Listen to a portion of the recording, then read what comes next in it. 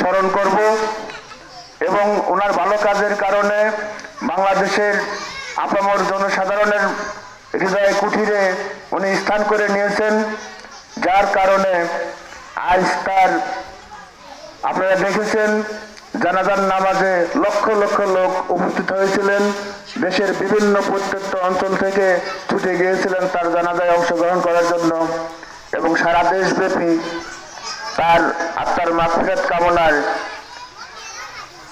দুয়ার অনুষ্ঠান হচ্ছে। তারই ধারাবাহিকতায় আজকের এই 1 নম্বর 3 নম্বর ওয়ার্ডের এই দুয়ার অনুষ্ঠান। আমি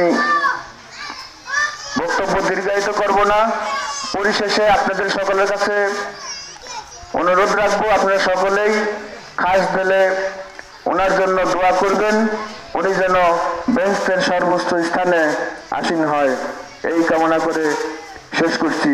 আল্লাহ হাফেজ।